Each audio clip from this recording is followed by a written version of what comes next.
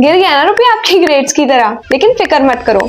आज मैं बताती हूँ कि ये लॉन्ग टर्म में इन्वेस्टर्स को ये फॉल कैसे अफेक्ट करेगा और आप कैसे इसमें लॉसेस हौले हौले कम कर सकते हैं। अगर आप लॉन्ग टर्म में पैसा बनाने का सोच रहे हो तो ये वीडियो स्किप मत करना, वरना रिग्रेट तो 100% हो।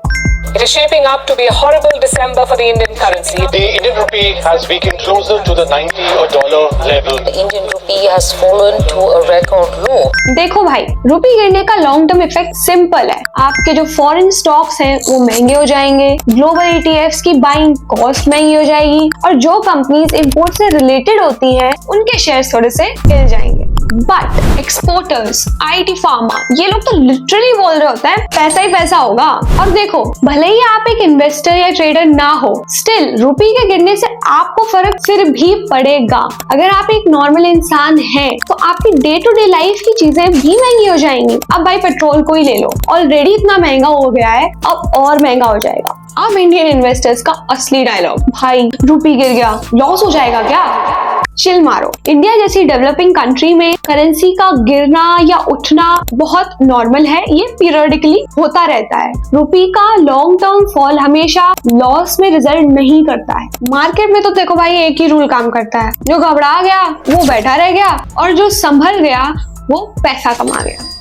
अच्छा भाई, अब सोल्यूशन भी देती हूँ, वरना कमेंट में कहोगे सोल्यूशन ही नहीं दिया। मैं बताती हूँ कैसे लॉस से बचोगे, कैसे लॉस मिनिमाइज करोगे। पॉइंट नोट करो, समझ आइए। सबसे पहला solution, smart investing. IT, pharma, export companies, they be like पैसा ही पैसा होगा। दूसरा सोल्यूशन, SIP बंद मत करो यार। SIP बंद करने से भाई आपको बहुत लॉस है। जैसे जब रुपी गिरता है तो मार्केट वॉलेटाइल हो जाता है और वॉलेटिलिटी में ही पैसा बनाने के चांसेस भी ज्यादा होते हैं। फॉर एग्जाम्पल, एक NAV आप 100 रुपए की खरीद रहे थे, अभी आपको सेम NAV 90 रुपए की मिल रही है, तो सस्ते में मिल रही है, ऐसा बनाओ। तीसरा ऑप्शन, फॉरेन इन्वेस्टमेंट्स को प्लीज स्टैगर करो। अगर डॉलर महंगा है तो एक साथ खरीदने का तो भाई सीन ही नहीं है, आप इसको थोड़ा थोड़ा करके खरीदो, जैसे कि आप महीने में राशन लेने जाते हो।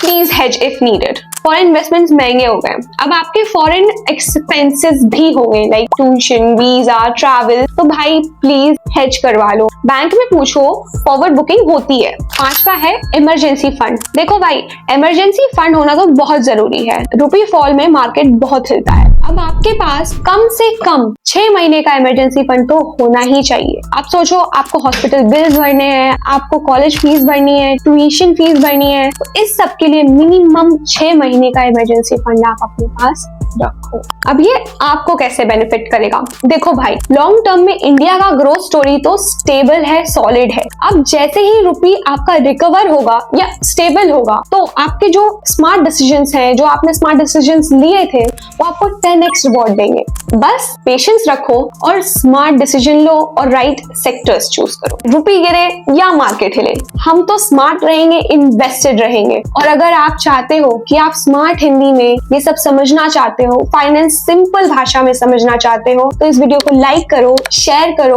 चैनल को सब्सक्राइब करो। और अगर आपको कोई भी डाउट रहता है तो कमेंट्स में जरूर पूछो, मैं ट्राई करूंगी कि आपको अगले 24 घंटे में रिप्लाई दूं।